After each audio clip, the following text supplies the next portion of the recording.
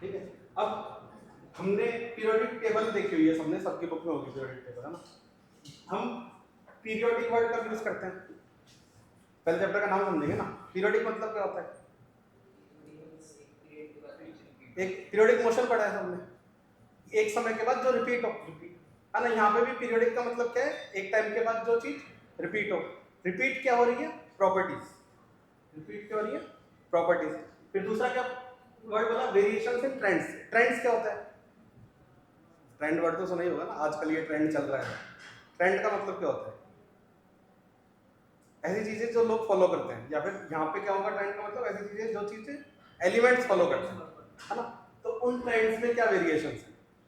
हाँ, तो ये दो चीजें करनी है ना। अब हमने पीरियोडिक टेबल पढ़ी है, हाँ। तो पीरियोडिक टेबल वैसी क्यों होती है हमने लास्ट क्लास में देखी थी, है ना। वो कोर्स में नहीं है लेकिन अपन ने अलग से करी हुई है। अभी क्या करेंगे, पहले तुम्हारे सिलेबस को समझेंगे, क्योंकि तुमको जैसे जो बुक्स मिली हुई हैं स्कूल से, इसमें काफी कुछ एक्स्ट्रा है। तो सब कुछ पे फोकस नहीं रखना है, जो सिलेबस में चीजें पूछी जाती है उससे उस पर ज्यादा फोकस रखना है। पढ़ो सब कुछ, डाउट सब कुछ पूछो, कोई प्रॉब्लम नहीं, लेकिन एक्स्ट्रा फोकस किस पे रखोगे? जो चीजें पूछी जाती है। क्या पूछी जाती है उसके लिए कहाँ पे जाओगे? पता कैसे चलेगा कहाँ क्या पूछा जाता है? क्या? Official official website? क्या कहाँ पे मिलेगा ऑफिशियल वेबसाइट में? हाँ, सैंपल पेपर से पहले भी एक चीज देखो। सैंपल पेपर तो क्या है कि एक बार पढ़ लिया उसके बाद पहुंचोगे ना वहां पे। प्रीवियस ईयर क्वेश्चन पे भी कब पहुंचोगे? जब पढ़ लोगे उसके बाद पहुंचोगे। पढ़ते वक्त कैसे सेग्रीगेट करोगे कि क्या पढ़ना है क्या नहीं पढ़ना है, कौन किस पे ज्यादा फोकस रखना है, किस पे कम फोकस रखना है? सिलेबस देखोगे। सिलेबस देखा है कभी, है ना। जैसे तुम्हारी बुक में सिलेबस दिया हुआ है क्या? देखना इसमें केमिस्ट्री का चैप्टर के स्टार्टिंग में लिखा हुआ होगा, है ना। ठीक है, तो उस पर थोड़ा फोकस रखना है। चैप्टर के स्टार्टिंग में लिखा हुआ है बॉक्स बना के, है ना। सेलेना जो पढ़ते हैं, सेलेना में भी स्टार्टिंग में बॉक्स बना के लिखा रहता है एग्जैक्टली क्या वर्डिंग से सिलेबस की देखते हैं ना। तो तुम्हारी मेहनत ना लगे तो मैं लेकर आया हूं, ठीक है। अब इसके एक एक वर्ड पे ध्यान देना है, इससे बाहर कुछ नहीं आने वाला। सिलेबस से बाहर कुछ नहीं आने वाला, कोई भी कॉम्पिटिटिव एग्जाम हो एक्सेप्ट यूपीएससी, सिलेबस के बाहर कुछ नहीं आता, ठीक है। जैसे अब सिलेबस को तुम देखोगे, सिलेबस क्या है कि पीरियोडिक प्रॉपर्टीज क्या हैं और इनके variations in groups and periods. तो पहली बात तो हमें ये पता होना चाहिए ग्रुप क्या होता है और पीरियड क्या होता है। सिलेबस का एक एक टर्म पता होना चाहिए तुम्हें, है ना। फिर ये क्या कहता है? फिर ये कह रहा है कि डेफिनेशंस पूछूंगा और ट्रेंड्स पूछूंगा किसके? इन फॉलोइंग पीरियोडिक प्रॉपर्टीज के। पीरियोडिक प्रॉपर्टीज मतलब ये वो प्रॉपर्टीज हैं जो एक पीरियड के बाद रिपीट होती है ना। इन सारी प्रॉपर्टीज का मैं डेफिनेशन पूछूंगा और ट्रेंड पूछूंगा। ट्रेंड का मतलब क्या है? ट्रेंड का मतलब यहां पे है, जैसे तुम्हारी पीरियोडिक टेबल तुम्हें इस शेप की कुछ दिखती है ना। तो ट्रेंड का मतलब यह है कि जब हम टेबल में ऊपर से नीचे जाते हैं तो एटॉमिक साइज कैसे वेरी करती है, मेटेलिक कैरेक्टर कैसे वेरी करता है, नॉन मेटेलिक कैरेक्टर कैसे वेरी करता है, ये सारी प्रॉपर्टीज कि टेबल में ऊपर से नीचे जाओगे तो ये सारी चीजें जो लिखी हुई दिख रही हैं ये कैसे वेरी करेंगी। जैसे एटॉमिक साइज मतलब सबसे सिंपल है समझना, किस एटम का साइज की बात कर रहे हैं। एटॉमिक साइज मतलब एटम की साइज की बात कर रहे हैं कि ऊपर से नीचे जाओगे तो साइज बढ़ेगा या कम होगा। ऐसे ही लेफ्ट टू राइट जाओगे पीरियोडिक टेबल में तो साइज कम होगा या ज्यादा होगा, है ना। तो क्या पूछेगा वो? डेफिनेशंस पूछेगा, इन सब की डेफिनेशन आनी चाहिए। और फिर दूसरा ट्रेंड आना चाहिए, दोनों चीज आनी चाहिए। तो पूरी बुक पे फोकस करने की बजाय सिर्फ इतना फोकस करोगे। अगर मैं शॉर्ट नोट्स बनाने जाऊं तो कितने पेज में बनेंगे? मुश्किल से 1.5 से 2 पेज, मुश्किल से 1.5 से 2 पेज। तो बुक की विड्थ देख के घबराना नहीं है, फोकस किस पे रखना है? इन पे। और मैं प्रूफ भी कर दूंगा तुम्हें, पीवाईक्यूज दिखाऊंगा तो प्रूफ भी हो जाएगा कि इससे बाहर नहीं आता, है ना। बुक में जो एक्स्ट्रा चीजें दी हुई है उससे नहीं आता, है ना, क्योंकि लिमिटेशन है। बाहर से आ जाएगा अगर सिलेबस के तो कोई उठ के बोल सकता है ना तुम में से कि सिलेबस के बाहर से कैसे आया। फिर आगे क्या बोल रहा है? Periodicity on the basis of atomic number. Periodicity on the basis of atomic number, कि एटॉमिक नंबर के बेसिस पे पीरियोडिसिटी है ना। ये तो लॉ ही है, ये भी देखेंगे। और एक और स्पेशल चीज इसने क्या दी है, ये सबसे गौर से देखो। इसने क्या पूछा है study of modern periodic table वो तो हम करेंगे ही, पर इसने क्या बोला, up to period 3,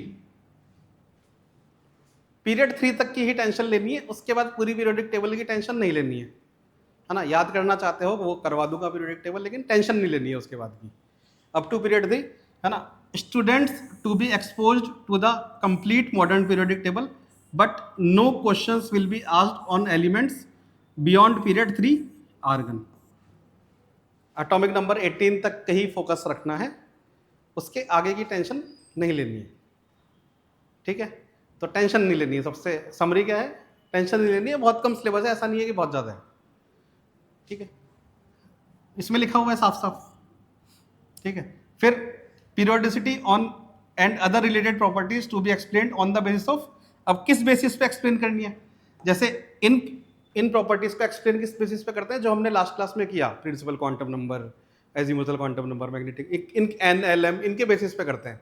electronic configuration कौन सा, जो हमने कल सीखा, 1s2 2s2 है ना, 3s2, उसके बेसिस पे एक्सप्लेन होती है एक्चुअली में। पर फॉर यू ऑल, तुम अभी उतने मैच्योर नहीं हुए हो, तो इन्होंने क्या किया है, सिलेबस में ही लिख दिया है कि सिर्फ और सिर्फ न्यूक्लियर चार्ज, न्यूक्लियर चार्ज का मतलब समझते हो, न्यूक्लियर चार्ज का मतलब कितने प्रोटॉन्स हैं एटम में, कितने प्रोटॉन्स है, बस उसके बेसिस पे एक्सप्लेन करना है। और दूसरा शेल्स के बेसिस पे, और इन्होंने साफ साफ लिखा है नॉट ऑर्बिटल्स, ऑर्बिटल्स के बारे में बोलना भी नहीं है ना, एक्सपेक्टेड नहीं है तुमसे। कल थोड़ा बहुत देखा है हमने, लेकिन ऑर्बिटल सीखा ना कल, शेल, सब शेल ऑर्बिटल है ना, ये सब देखा, लेकिन रिक्वायर्ड नहीं है। कल जो हमने पढ़ा था वो थोड़ी सी अंडरस्टैंडिंग इंप्रूव करने के लिए पढ़ा था, कि अगर वो अंडरस्टैंडिंग आ गई तो ये तो बहुत आसान है, ठीक है।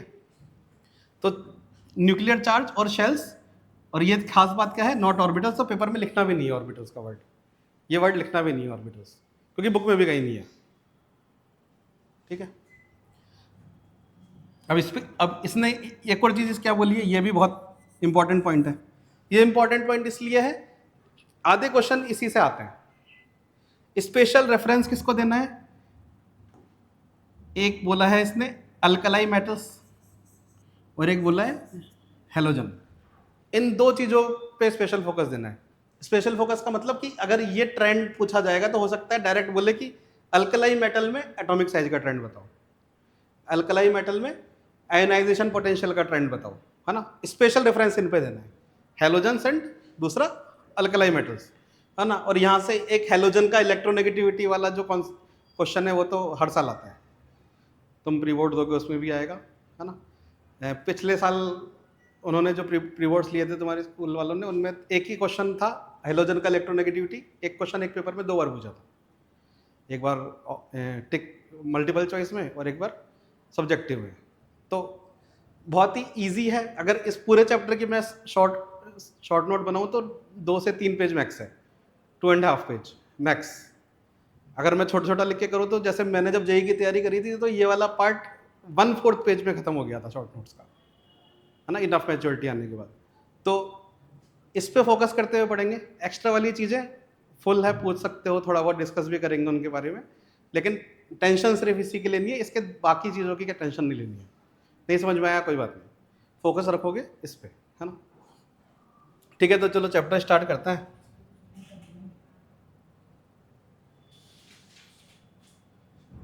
हाँ, क्या बोल रहे हो?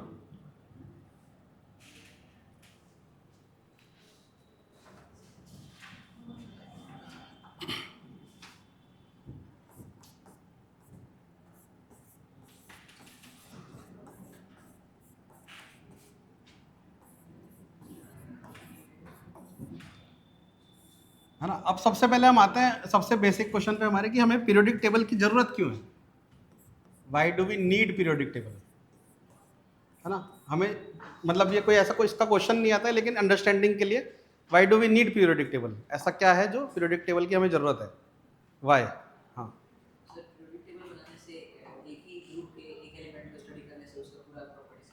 हाँ, मेरे रील देख के आएगा, है ना। क्या करना है कि पीरियोडिक टेबल किस लिए पढ़नी है, अब इतने सारे एलिमेंट्स हैं, मोर देन 100 एलिमेंट्स हैं, है ना। अब हर एक को इंडिविजुअली पढ़ना तो मुश्किल है ना, बिल्कुल सही आंसर है, हर एक को पढ़ना तो मुश्किल है। तो हमने क्या किया कि हमने ट्राई किया कि किसी तरह से कुछ ऐसे अरेंजमेंट में इन एलिमेंट्स को डाल दो कि हमें एक ग्रुप के एलिमेंट्स मिल जाएं और उस ग्रुप की सारी की प्रॉपर्टीज सेम हो।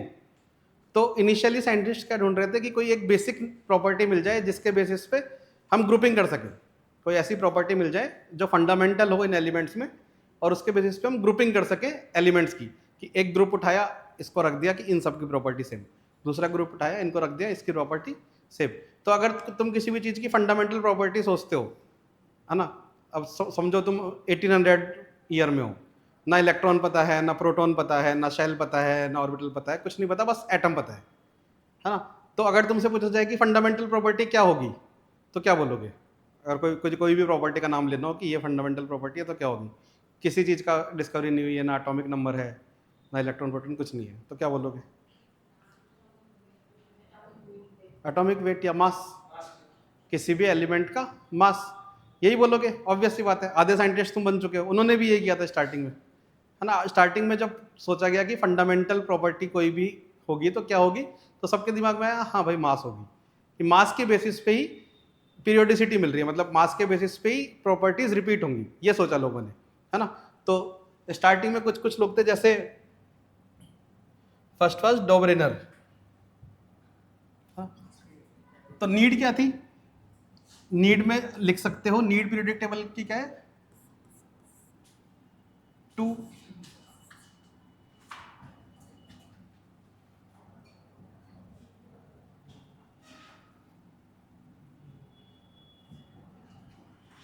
For easier study of elements by grouping them on basis of similar properties, कि सिमिलर प्रॉपर्टीज के बेसिस पे ग्रुपिंग कर दो ताकि पढ़ने में आसानी हो।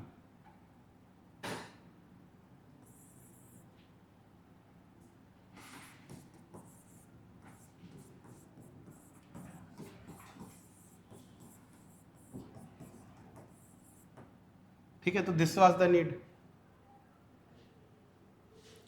अब इनिशियली सबसे पहला ट्राई ग्रुपिंग का किया था, सबसे पहली ग्रुपिंग का ट्राई वैसे मेटल नॉन मेटल्स पे किया था, कि आधे एलिमेंट्स मेटल हैं और आधे नॉन मेटल्स हैं, है ना। लेकिन फर्स्ट एक्चुअल ट्राई पहले क्या सोच रहे थे कि मास के बेसिस पे होगा, तो पहले आया डॉबरेनर, है ना। इसने क्या ऑब्जर्व किया? इसने ऑब्जर्व किया कि कुछ कुछ एलिमेंट्स हैं जिनकी प्रॉपर्टीज सेम हैं, और उन 3 एलिमेंट्स में से फर्स्ट एलिमेंट और थर्ड एलिमेंट का मास का एवरेज लो तो थर्ड बीच वाला एलिमेंट का आता है ना। उसने क्या ऑब्जर्व किया कि 3 एलिमेंट लिए, मतलब सिमिलर प्रॉपर्टीज वाले लिए, और जो फर्स्ट और थर्ड एलिमेंट है इन दोनों के मास का एवरेज था सेकंड एलिमेंट का मास, है ना। और इन तीनों की प्रॉपर्टीज भी सिमिलर थी। सिमिलर भी इस तरह से कि इसकी जो प्रॉपर्टी होगी इससे थोड़ी सी ज़्यादा वही प्रॉपर्टी इसकी होगी। मान लो बॉइलिंग पॉइंट की बात कर रहे हैं, तो इसका जो बॉइलिंग पॉइंट होगा इससे थोड़ा सा ज़्यादा इसका होगा और इससे ज़्यादा इसका होगा। ये बीच वाला जो है हमेशा इन दोनों के कहीं एवरेज पे लाई करेगा, हर चीज़ में, प्रॉपर्टीज में भी और मास में भी, है ना। तो इसके कुछ कुछ एग्जांपल्स इससे मिले थे। अब जैसे 3 का ग्रुप है तो इसको इसने क्या बोला, डॉबरेनर्स ट्राइड्स। क्या वर्ड दिया इसने? डॉबरेनर्स ट्राइड्स। ट्राइड्स मतलब, ट्राइड का मतलब होता है 3 का ग्रुप, डॉबरेनर्स ट्राइड्स। अब जैसे ये भी पढ़ रहे हैं, ये भी कोर्स में नहीं है, डॉबरेनर ट्राइड क्या होता है, न्यूलैंड ऑक्टेव्स क्या है, ये भी कोर्स में नहीं है, नहीं पूछा जाएगा बोर्ड्स में, ठीक है। तो डॉबरेनर ने क्या किया, डॉबरेनर ने ग्रुप ऑफ 3 निकाले एलिमेंट्स के, और बीच वाले की property was average of other 2, है ना। एग्जाम्पल क्या है, जैसे क्लोरीन, ब्रोमीन एंड आयोडीन, है ना। ये एक ट्राइड का पार्ट है, हाँ। फिर क्या, हाँ कैल्शियम का भी है। अब कैल्शियम वाला तुम्हें याद आ रहा है, कैल्शियम के साथ कौन है वो याद नहीं आ रहा, तो क्या देखो पीरियोडिक टेबल में उसके साथ में कौन है, हाँ। क्या था, बेटा मांगे कार्य स्कूटर बापरा जी, है ना। तो कैल्शियम, स्ट्रॉन्शियम और बैरियम, ये 3 है। ये 3 एक ट्राइड का पार्ट है।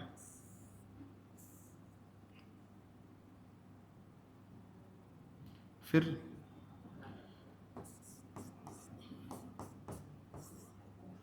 ये एक ट्राइड का पार्ट है।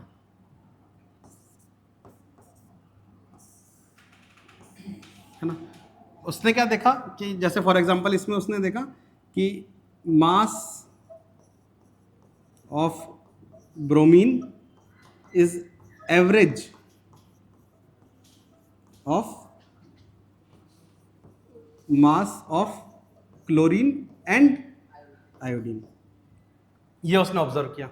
और इन तीनों की अगर प्रॉपर्टीज भी देखोगे, पीरियोडिक टेबल भी देखोगे, तो तीनों एक लाइन में आते हैं। इसका मतलब इन तीनों, ये तीनों किस ग्रुप में आते हैं? इनको बोलते हैं हेलोजेंस। इनको बोलते हैं हेलोजेंस, है ना। और इन तीनों की सेम, या फिर कह सकता हूं मैं सिमिलर प्रॉपर्टीज भी हैं। सिमिलर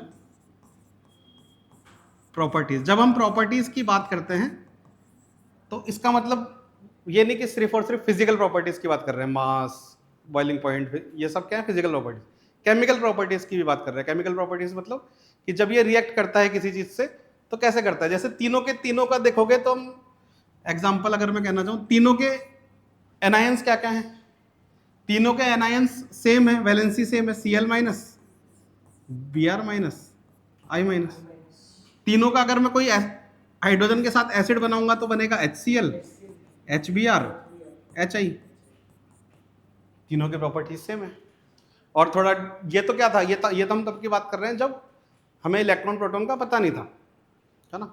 अब तुम्हें पता है तो तुम दे भी देख सकते हो। इन सब के वैलेंस इलेक्ट्रॉन्स कितने हैं? 7 7 7। अब तुमने पीरियोडिक टेबल में इलेक्ट्रॉनिक कॉन्फ़िगरेशन लिखना सीखा है तो उसमें भी देख सकते हो ये सब कहाँ पे लाई करते हैं? P5 P5 P5। Second last वाला क्या था? P6। सबसे राइट वाला P6 था, उससे पहले P5 P5 P5, है ना। तो ये हुआ डॉबरेनर्स ट्राइड्स। स्टेटमेंट लिखो डॉबरेनर का।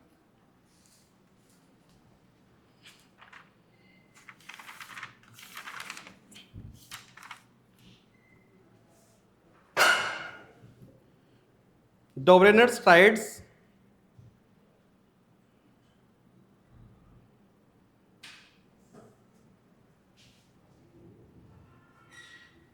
are groups of element, are groups of 3 elements कर लो, are groups of 3 element with similar properties, with similar properties such that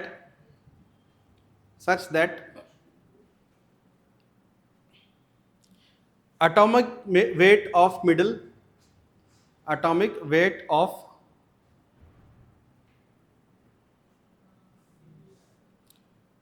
element, atomic weight of middle element is the average of other two, is the average of other two, है ना। फिर examples note कर सकते हो।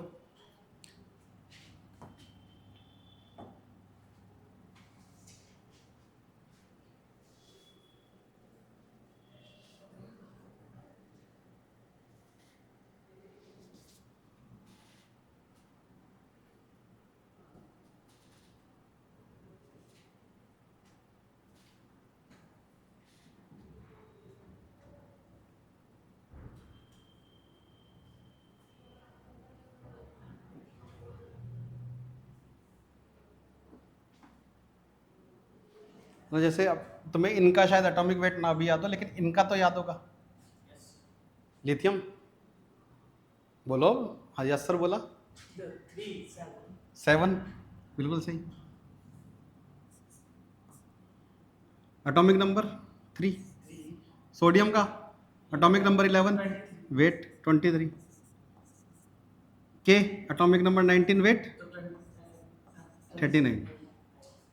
Argon 40, ये 39, है ना। Average निकाल के देखो, 39 + 7 46 का 23, है ना।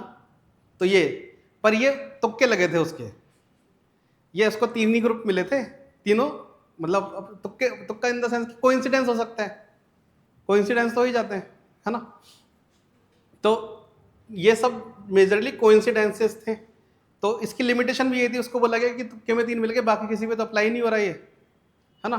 तो इसको, ये लिमिटेशन है इसकी कि बस कोइंसिडेंस मात्र कह दिया गया, ऐसे कोइंसिडेंस ही है ना।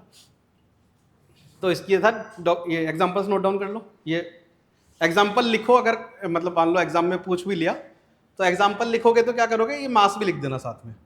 ये सबसे इजी एग्जांपल है तुम्हारे लिए याद करने के लिए, है ना। और बता भी देना कि average of K and L I is N A. Solve करके भी बता सकते हो, 39 + 7/2 = 23। यहाँ पे 39 + 7/2 = 23।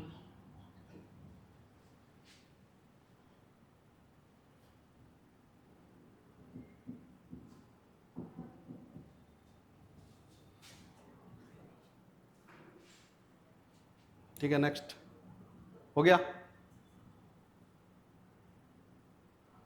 ठीक, इसके बाद अब नेक्स्ट था न्यूलैंड्स ऑक्टेव्स। न्यूलैंड्स ऑक्टेव्स, है ना। वापस कह रहा हूँ, ये काम के नहीं है, बस हम एक तरह से क्या कर रहे हैं, हिस्ट्री में हिस्ट्री के साथ चल रहे हैं। जैसे जैसे पीरियोडिक टेबल डेवलप हुई है वैसे वैसे हम भी डेवलप हो रहे हैं।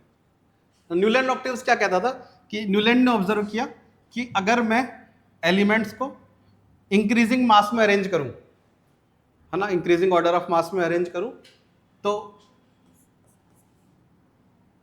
अब मैं क्या कर रहा हूं, हाइड्रोजन के बाद डायरेक्ट क्या लिख रहा हूं, लिथियम। हीलियम नहीं लिख रहा, क्योंकि उस समय तक नोबल गैसेस मतलब मिली ही नहीं थी, डिस्कवरी नहीं हुई थी।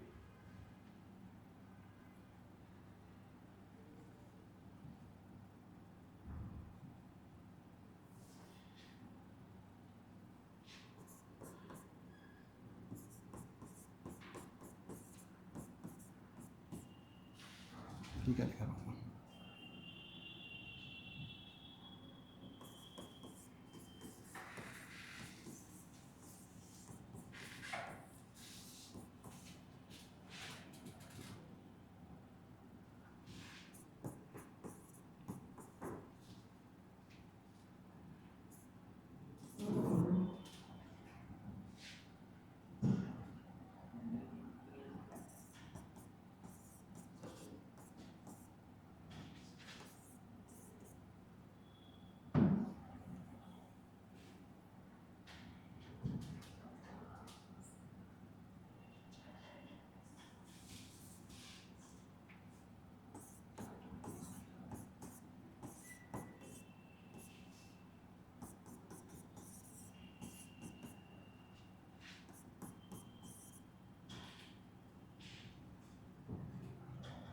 ठीक है, अब इस तरह से कुछ ऑर्डर उसको मिला, है ना। जैसे हम ऑक्टेव्स का मतलब क्या होता है, जैसे जब हम गाना सीखते हैं तो पहला क्या सीखते हैं, सारे गा मा पा धा नी सा सीखते हैं। That is actually octaves. Octaves मतलब सुर, है ना। अब सुरों में भी क्या होता है, जैसे देखोगे तो 8th सुर रिपीट होता है ना। सारे गा मा पा धा नी सा देखोगे तो 8th सुर रिपीट होता है कि सा रे गा मा पा धा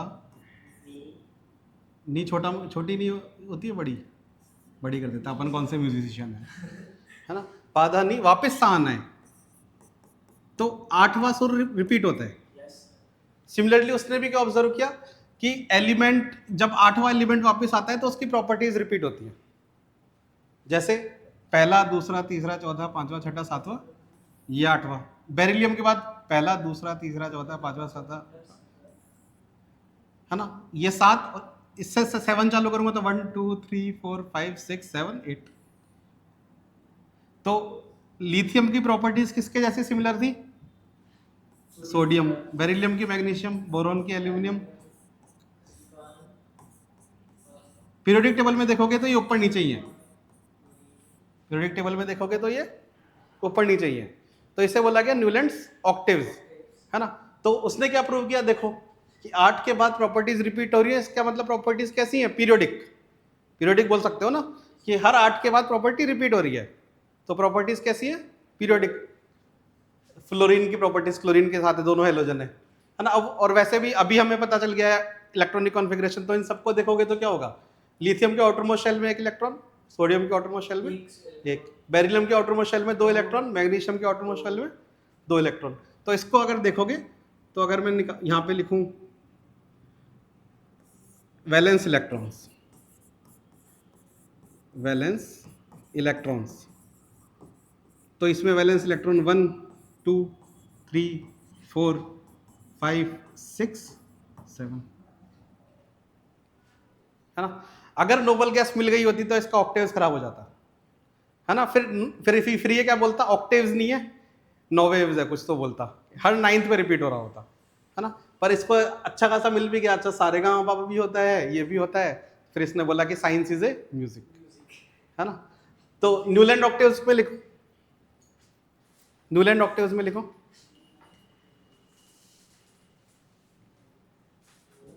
he observed that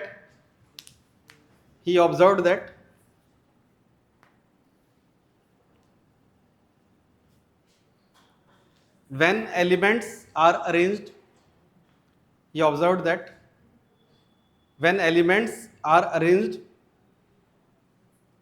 in increasing order of their atomic weight, when elements are arranged in increasing order of their atomic weight,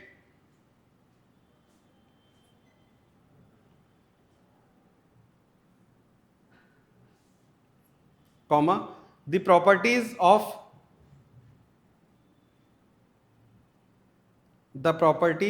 any element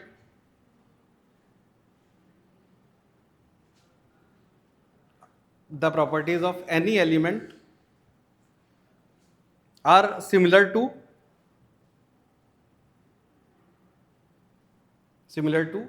eighth element from its position, eighth element from its position। ये क्या था हमारा, Newlands octaves music, ये लिख लो।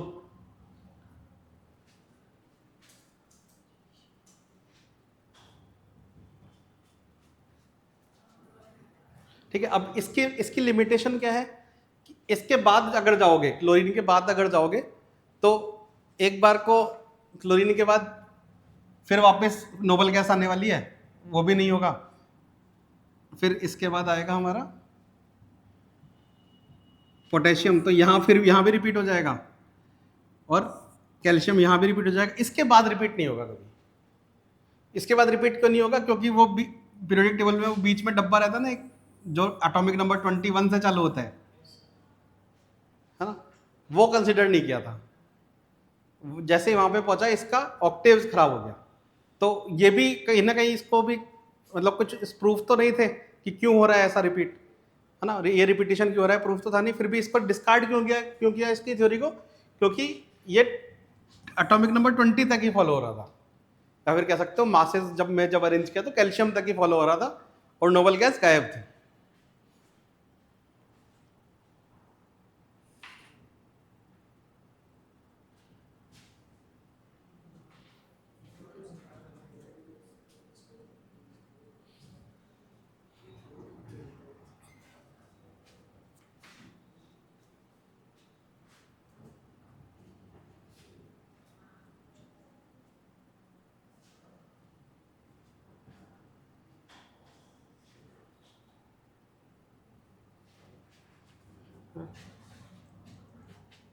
इसके बाद हम चलते हैं, नेक्स्ट था मेंडलीव। यहां से धीरे धीरे पीरियोडिक टेबल का जो अभी वाला फॉर्म है वो डेवलप हुआ।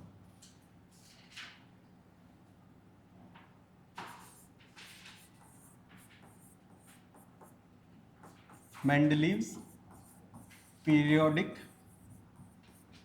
टेबल।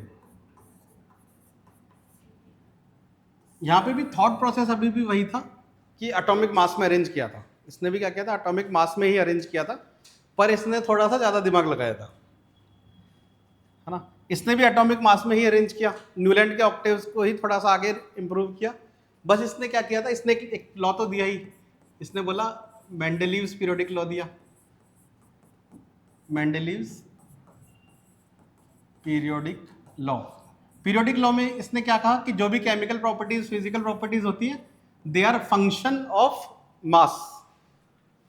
जैसे कहते हो ना कि Y is function of X, है ना, फंक्शन थोड़ा बहुत पढ़ा है मैथ में, तुमने पढ़ा होगा। तो मतलब जैसे मैंने कह दिया y is equals to X square plus 2x plus 3, तो मैं कह सकता हूँ y is function, okay, is function of x, नहीं कह सकता हूँ y इज, ये कोई फंक्शन है x का, ऐसे। तो इसने क्या किया, इसने कहा है कि जो भी प्रॉपर्टीज हैं ये फंक्शन है किसका, मास का। रियलिटी तो हमें पता है, रियलिटी क्या है, रियलिटी में एक्चुअली प्रॉपर्टीज किसका फंक्शन है, एटॉमिक नंबर का।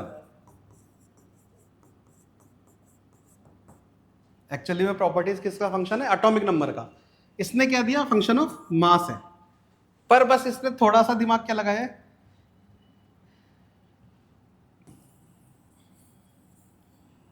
इसने बिल्कुल एकदम बिल्कुल जो नहीं होता स्ट्रीट स्मार्टनेस जो सुलभ है ना, कि इसने क्या किया, टेबल अरेंज करी। अब इसने देखा जब ये अरेंज कर रहा था,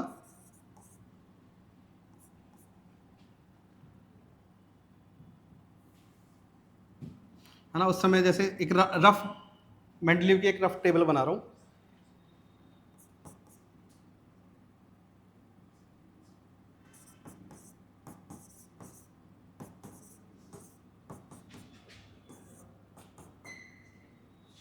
इसके में भी नोबल गैसेस नहीं मिली थी।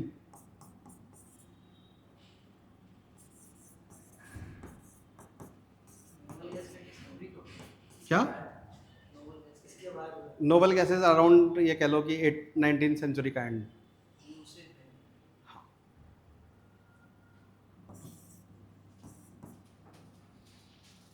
ठीक है, अब जैसे जब ये अरेंज कर रहा था, तब ये एटॉमिक मासेस पे अरेंज कर रहा था, जैसे न्यूलैंड ने अरेंज किया। फिर इसने देखा कि जैसे ये यहां पे पहुंचा,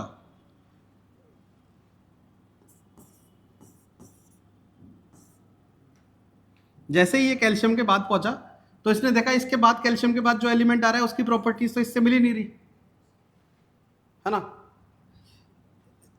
एल्यूमिनियम के नीचे वाला, स्कैंडियम नहीं, बीच वाले।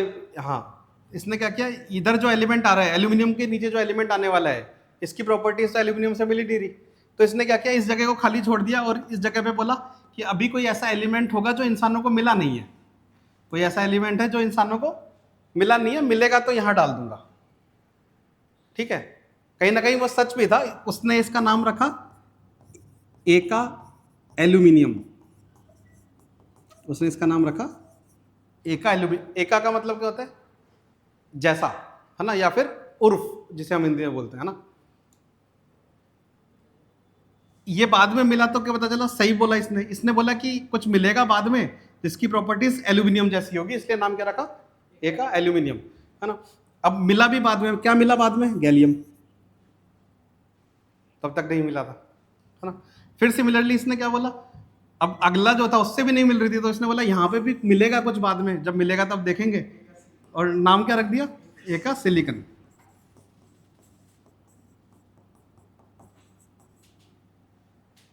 है ना। और बाद में मिला क्या, क्या आता है यहां पे, जर्मेनियम, कहे सीता जी, जर्मेनियम, है ना। तो इसने ये स्ट्रीट स्मार्टनेस थोड़ी सी करी। फिर और इसने जब पूरी पीरियोडिक टेबल बनाई, तो जो अभी तुम पीरियोडिक टेबल देखते हो और इसकी जो है वो लगभग सिमिलर है। और इसने एक एक्स्ट्रा चीज क्या करी, इसने दो चीजों के नाम दिए। एक इसने बोला कि ये जो ये वाली लाइंस हैं, हॉरिजॉन्टल लाइंस, इनका इसने नाम दिया पीरियड, है ना, इनका इसने नाम दिया पीरियड। और इसका नाम कुछ और दिया था, लेकिन अब हम इसे किसके नाम से जानते हैं, इसको हम जानते हैं ग्रुप के नाम से, है ना। अब ये जो हॉरिजॉन्टल लाइंस है इसको हम जानते हैं पीरियड नाम से, और वर्टिकल लाइंस को ग्रुप के नाम से, है ना।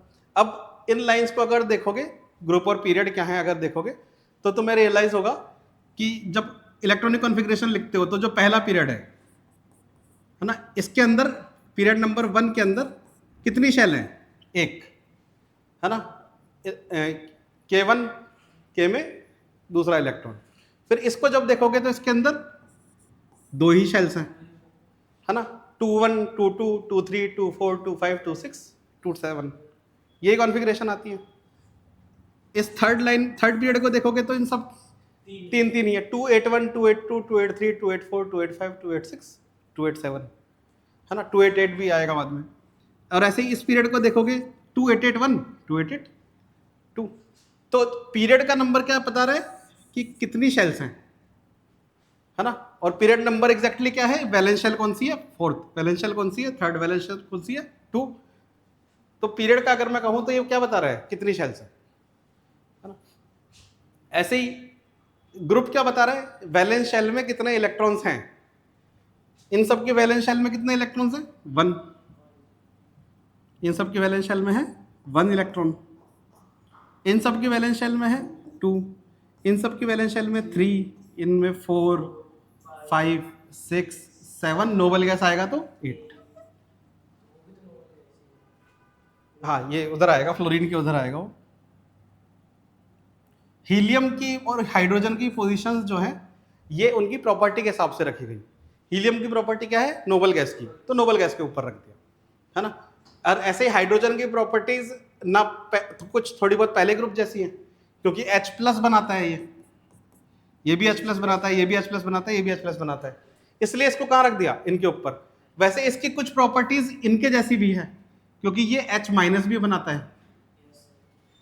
ना। ये H-, एक इलेक्ट्रॉन है इसके वैलेंस शेल में, एक इलेक्ट्रॉन देके स्टेबल हो सकता है, एक इलेक्ट्रॉन लेके स्टेबल हो सकता है ना। दो आयन्स पड़े होंगे, हाइड्रोजन आयन और हाइड्राइड आयन। 2 आयन्स पड़े होंगे, H- आयन और H+ ion.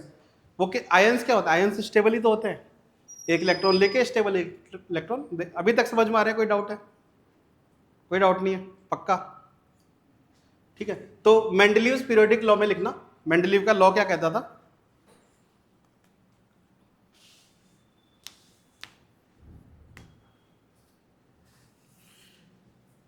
The properties of elements, the properties of elements, the properties of elements are the periodic, the properties of elements are the periodic functions of their atomic masses, are the atomic functions of their masses।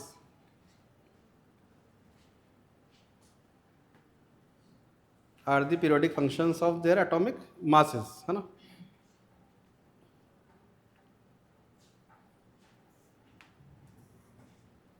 ठीक है। Groups periods की definition बाद में लिखेंगे जब periodic table पे पहुंच जाएंगे। फिर ये था ब्रिजिंग, ये था ब्रिज जहां से हम मास से एटॉमिक, अब क्या होगा? अब एटॉमिक नंबर की खोज हो जाएगी। एटॉमिक नंबर की खोज होगी तो उसके बाद एक मोजले नाम का इंसान था, MOSELEY,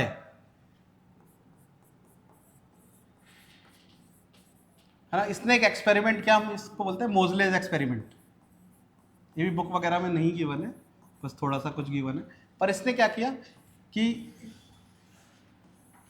जो भी एलिमेंट्स हैं उनको एनर्जी से बॉम्बार्ड किया, है ना। एलिमेंट्स पे एनर्जी डाली, फिर बदले में जो वो एलिमेंट्स जिस फ्रीक्वेंसी की एक्सरेज निकाल रहे थे, एलिमेंट्स ने क्या किया होगा? एनर्जी एब्जॉर्ब करी होगी, फिर वापस एमिट करी होगी किसी फॉर्म में। तो जिस भी फ्रीक्वेंसी की एनर्जीज निकाल रहे थे उन फ्रीक्वेंसी को प्लॉट करना चालू किया। उसने क्या किया कि एक तरफ रखा अंडर रूट फ्रीक्वेंसी और एक तरफ रखा एटॉमिक नंबर को। एक तरफ रखा जो भी फ्रीक्वेंसी एमिट हो रही थी उसको अंडर रूट में, और दूसरी तरफ एटॉमिक नंबर। और जब इसने ये ग्राफ प्लॉट किया तो इसको स्ट्रेट लाइन मिला। जब इसने ये ग्राफ प्लॉट किया तो इसको स्ट्रेट लाइन मिला। अब स्ट्रेट लाइन जैसा इतना अच्छा कर्व मिल गया, इसका मतलब रिलेशन है बहुत अच्छा, है ना। तो फिर यहां से ओरिजिन हुआ मॉडर्न पीरियोडिक लॉ का। यहां से किसका ओरिजिन हुआ? Modern periodic law. किसने दिया? मोजले। इसने क्या बोला? बस जो हमारा मेंडलीव ने बोला था उसमें एक वर्ड चेंज किया। है ना, क्या उसने मेंडलीव ने बोला था कि properties of an element are periodic function of their atomic masses. इसने क्या बोल दिया, बस एटॉमिक नंबर कर दिया उसको, है ना। इसने क्या किया, पीरियोडिक फंक्शन किसके हैं, प्रॉपर्टीज पीरियोडिक फंक्शन है किसकी, मास की, ओ मास बोल रहा हूँ, एटॉमिक नंबर की, जेड की। ठीक है, तो ये लिखो, मोजलेज एक्सपेरिमेंट लिखो, MOSELEY। पूरा नाम था हेनरी मोजले।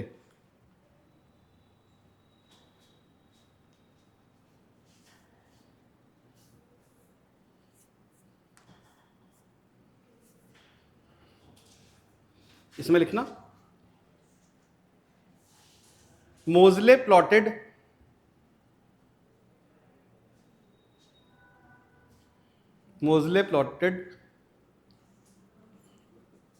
the curve for Moseley plotted the curve for square root of frequency. Moseley plotted, PLOTTED, plotted the curve of CURVE, the curve of square root of frequency, या फिर डायरेक्ट लिख लो under root F,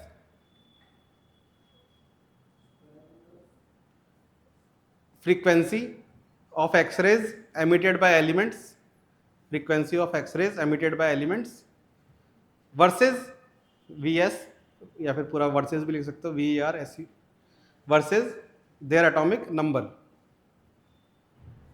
Moseley plotted the curve of under root f of X-rays emitted by elements versus their atomic number.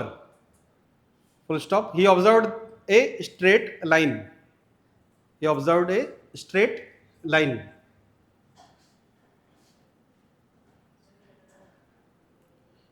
Full stop. This showed that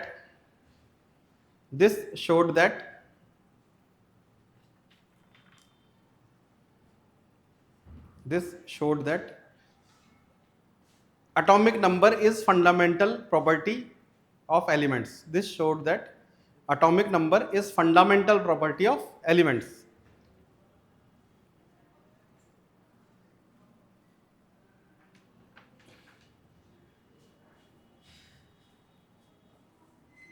Paragraph change.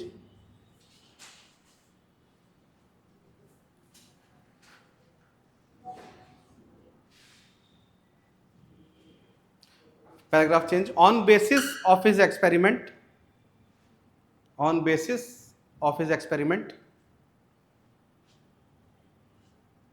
he gave modern periodic law.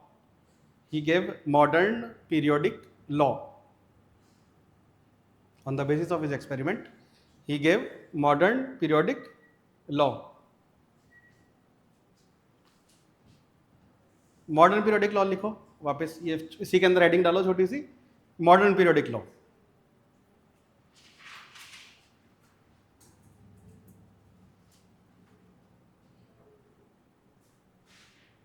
इसमें लिखो under root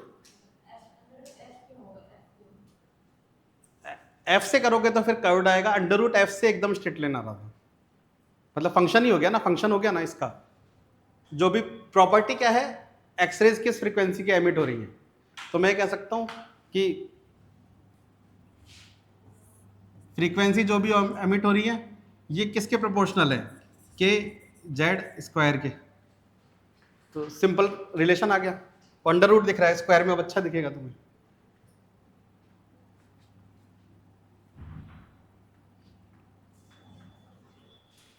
ठीक है, modern periodic law लिखो। The physical and chemical properties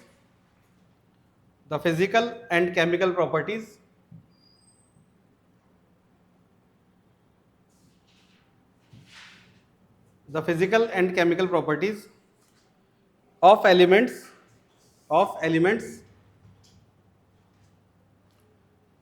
are the periodic functions of their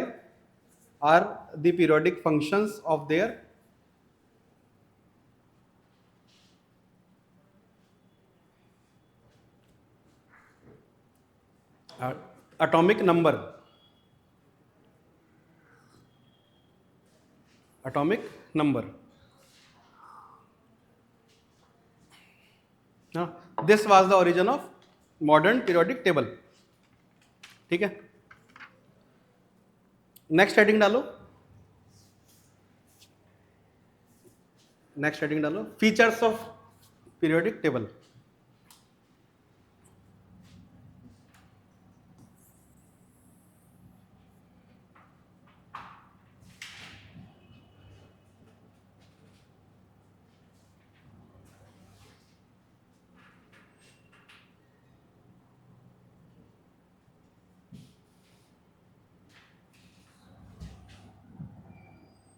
ठीक है, अब इस पे मैं लिख पाऊंगा? अरे ठीक है, पर इस पे लिख नहीं पाऊंगा।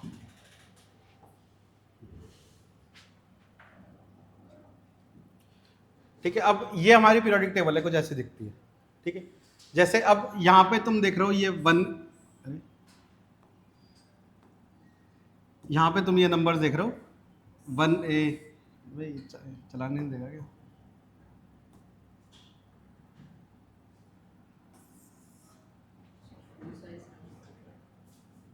रुको, इस पेन से चला के देखते हैं, इस पेन से नहीं।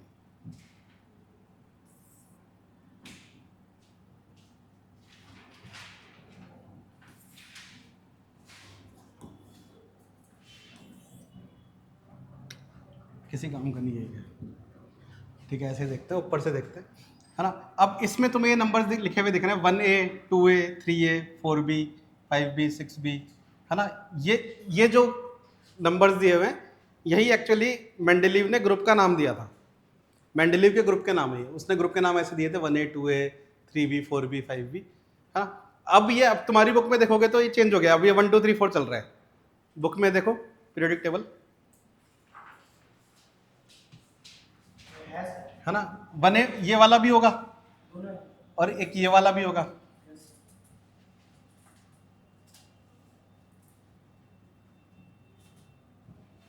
है ना।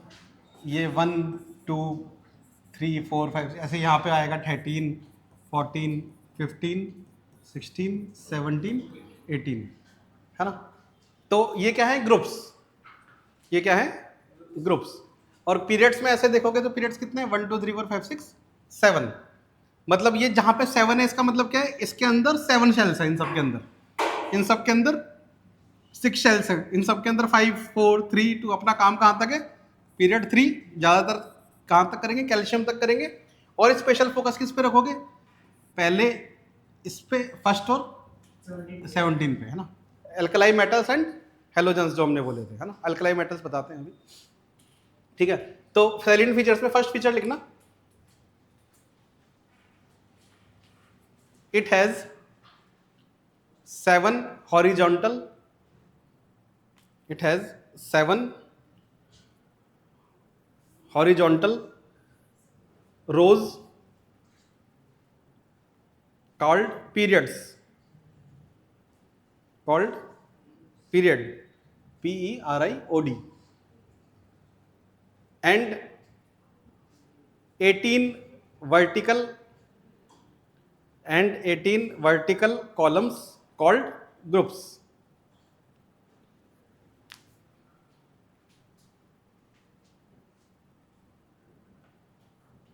ना इसके इसी पॉइंट में नेक्स्ट पे लिखना, period indicate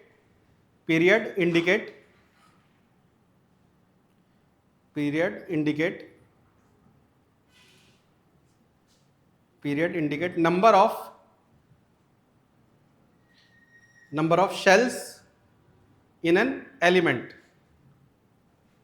period indicate number of shells in an element. इसी के नेक्स्ट पैराग्राफ में ग्रुप नंबर इंडिकेट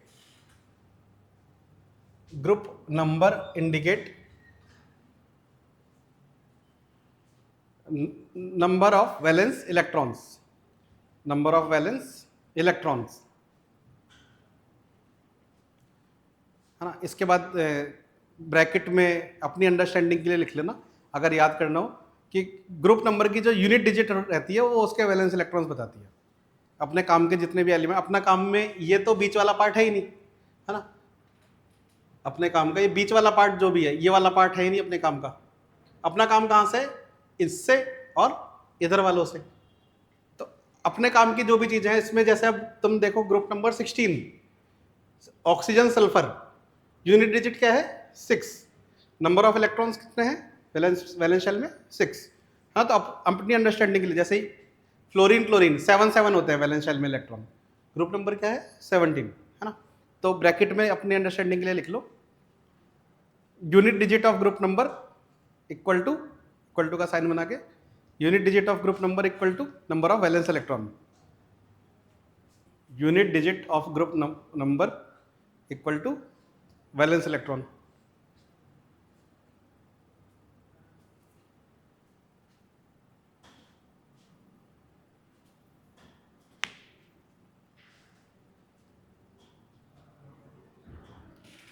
ठीक है, फिर सेकंड पॉइंट में लिखो,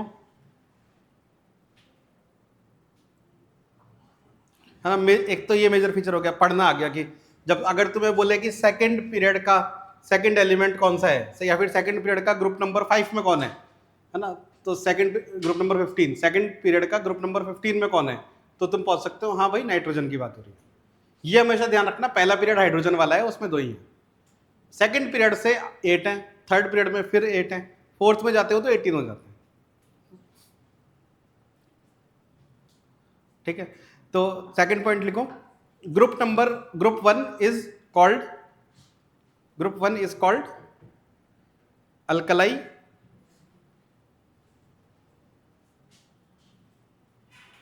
metals. Group 1 is called alkali metals.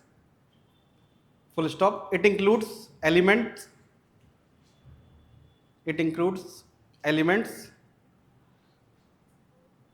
such as, अब इसकी ट्रिक है लीना की रब से फरियाद, इसकी ट्रिक है ना। हाइड्रोजन का तो मैंने बताया, देखो हाइड्रोजन ग्रीन इसलिए है क्योंकि ना इधर का है ना उधर का है ना। ये इसको बहुत सारी पीरियोडिक टेबल्स में देखोगे तो इसको बीच में यहां बनाया हुआ होता है, क्योंकि इसकी प्रॉपर्टीज इससे भी सिमिलर है और इससे भी सिमिलर है, तो एक अलग बना दिया, है ना। बैटल्स कौन कौन से इसमें? ली ना की रब से फरियाद। काम किसका है, कहां तक है अपने? यहीं तक काम है। लिथियम, सोडियम, पोटेशियम, है ना, रुबिडियम, सीजियम, फ्रेंशियम, अपना काम है यहीं तक। क्या याद कर सकते हो? ली ना की रब से फरियाद, इतना हो जाएगा। हाँ,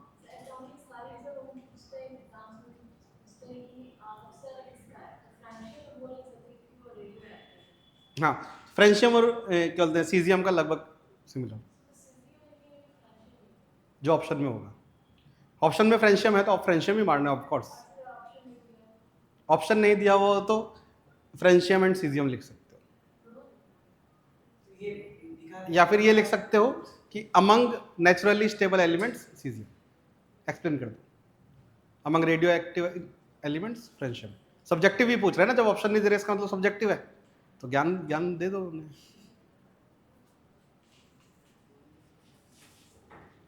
हाँ, अगर क्वेश्चन में ही बोल दिया है कि among the naturally occurring elements which has the largest size among alkali metals, हाँ, मतलब उन्होंने बोल दिया नेचुरली अकरिंग में से बताना है, और नेचुरली अकरिंग मतलब फ्रेंशियम रेडियो एक्टिव तो जनरली मिलता नहीं है।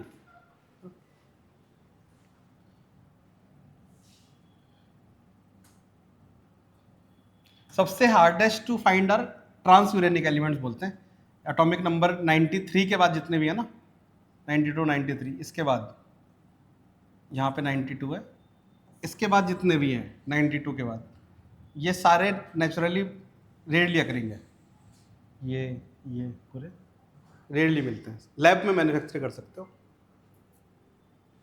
ठीक है, तो सच एज लिखो लिथियम, सोडियम, पोटेशियम, ब्रैकेट में Li, लिथियम, सोडियम, पोटेशियम, या फिर सीधे सिंबल लिखा करो अब तो LiNaK, ये तीनों क्या हैं? Alkali metals.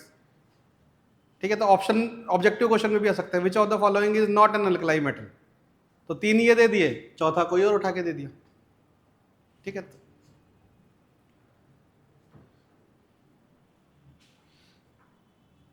Point, next point, elements of group 2, elements of group 2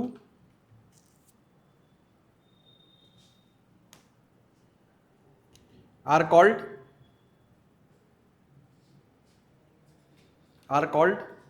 alkali earth metals.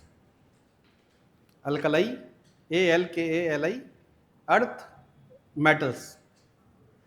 Alkali earth metals.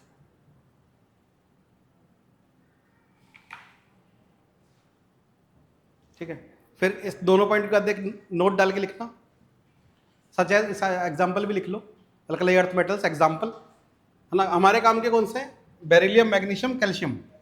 बेटा मांगे कार से याद कर सकते हो, BEMG CA, क्या याद कर सकते हो, बेटा मांगे कार। आगे भी है स्कूटर, बाप राजी, लेकिन अपना काम इतना ही है, बेरिलियम, मैग्नीशियम, कैल्शियम, है ना। इसके बाद नोट डाल के लिखना, ऐसा कहते क्यों है इनको, ये याद, इससे दो चीजें याद हो जाएंगी कि कौन से स्ट्रॉन्ग बेस है, कौन से वीक बेस है, ये भी याद हो जाएगा, है ना। जैसे अब इनको क्या बोला, अल्कलाई, अल्कलाई वर्ड कहाँ पे पढ़ा है हमने, वाटर सॉल्युबल बेसिस को अल्कलाई बोलते हैं, है ना। एक को बोला अल्कलाई मेटल, एक को बोला अल्कलाई अर्थ मेटल। तो जो ये अल्कलाई मेटल्स हैं, LiNaK, ये इनको पानी में डालते हो तो ये काफ़ी स्ट्रॉन्ग बेस बनाते हैं, है ना, काफ़ी स्ट्रॉन्ग अल्कलाइज बनाते हैं, और ये वीक अल्कलाइज बनाते हैं, बेरिलियम, मैग्नीशियम, कैल्शियम। हाँ, तो नोट डाल के लिखना, अल्कलाई मेटल्स, शायद ब्रैकेट में लिख लो, except H, except hydrogen, except H, form strong alkalies with water, form strong alkalies with water, whereas alkali earth metals form weak alkalis with water.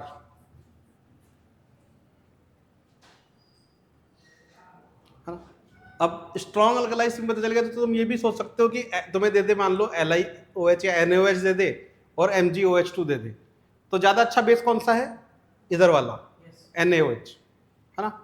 तो ये कंपैरिजन भी कर सकते हो इससे कि स्ट्रॉन्ग अल्कलाइज कौन बनाएंगे, ग्रुप 1, वीक अल्कलाइज कौन बनाएंगे, ग्रुप 2, है ना। नेक्स्ट पॉइंट लिखो, अब इसमें एक साथ लिख लो, ये सिंगल पॉइंट से हो जाएगा। जैसे ये सारे ग्रुप्स जो हैं, ग्रुप 13, इसको पहला एलिमेंट कौन सा है, बोरॉन, तो बोलते हैं बोरॉन फैमिली। कार्बन तो कार्बन फैमिली, नाइट्रोजन तो नाइट्रोजन फैमिली, ऑक्सीजन तो ऑक्सीजन फैमिली, और ये ग्रुप 17 हेलोजेंस। ये वैसे ही याद हो जाएगा, लिखने की जरूरत है, एग्जाम में लिख देना बस, कि कॉपी में ना लिखो तो एग्जाम में भी लिखना भूल जाओ। ग्रुप 13, है ना, एक साथ ये नेक्स्ट पॉइंट बना लो, ग्रुप लिखो,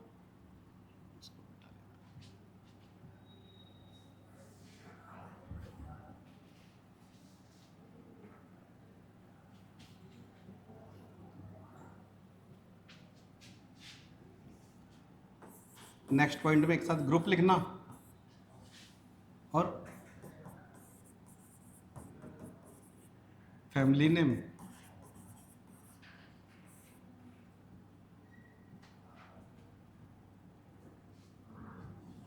ग्रुप 13, 14, 15, 16, 17 एंड 18, है ना। वैलेंस इलेक्ट्रॉन बताने हो तो कैसे बता सकते हो, यूनिट डिजिट देख के। फैमिली नेम 13, इसको बोला बोरॉन फैमिली, पहला एलिमेंट क्या है, बोरॉन, इसलिए बोला boron family. Group number 14, carbon family,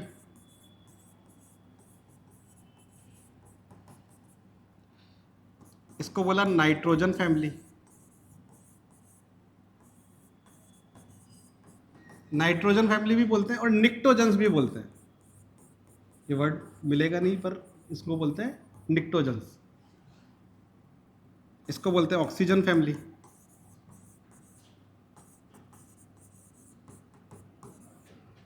और एक वर्ड और यूज करते हैं, कैल्कोजेंस।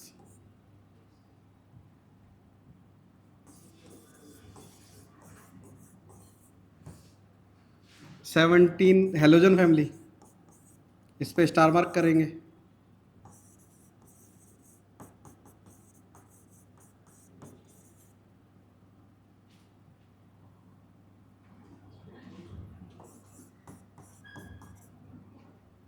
हेलोजन फैमिली कौन कौन सी है? Fluorine, chlorine, bromine, iodine.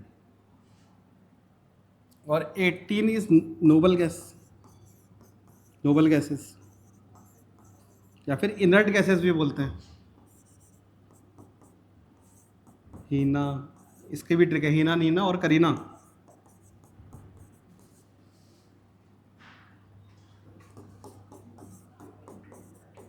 Xenon, चलो इतना मत लिखो, काम का इतना है, इतना ही लिख लेता है। HENE, helium, neon, argon.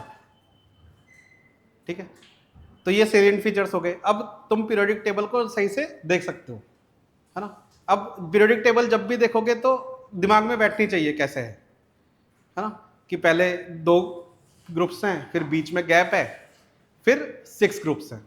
जो बीच में जो गैप है उसको बोलते हैं ट्रांजिशन एलिमेंट्स, इनको बोलते हैं ट्रांजिशन एलिमेंट्स। तो लास्ट पॉइंट लिख लो, ये बिना काम का पॉइंट है, अगर पॉइंट कम पड़ जाए एग्जाम में तो ये लिख देना। Group number 3 to 10, group number 3 to 12, sorry, group number 3 to 12 are called transition elements.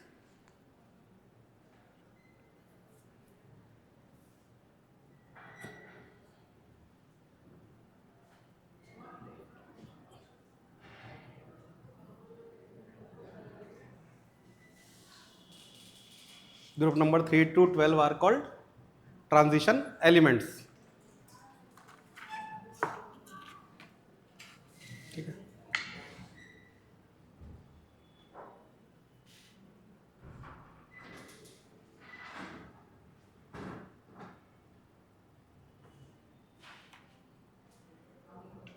ठीक है, आज का टाइम तो हो गया, लेकिन नेक्स्ट हेडिंग डाल लो, क्या करेंगे?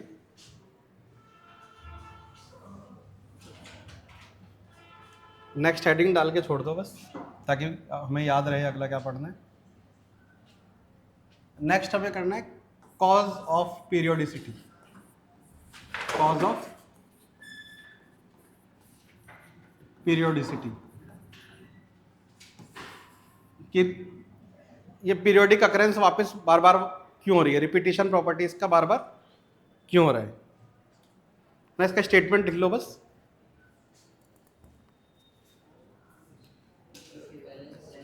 हाँ, इलेक्ट्रॉनिक कॉन्फ़िगरेशन बार बार रिपीट हो रही है ना, टॉप टू बॉटम वाले सब में वैलेंस इलेक्ट्रॉन 1, दूसरे में 2, फिर 13 वाले में 3, 14 वाले में 4, तो वो रिपीट हो रहा है, वैलेंस इलेक्ट्रॉन्स रिपीट हो रहा है, वैलेंस रिपीट हो रही है ना। तो इसमें लिखना the cause of periodicity is the repetition of similar electronic configuration, is the repetition of is the repetition of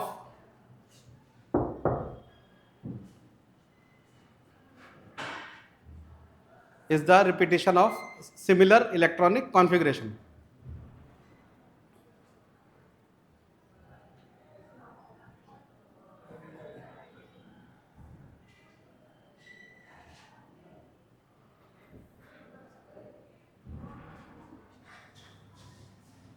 ठीक है, बाकी नेक्स्ट क्लास में करते हैं।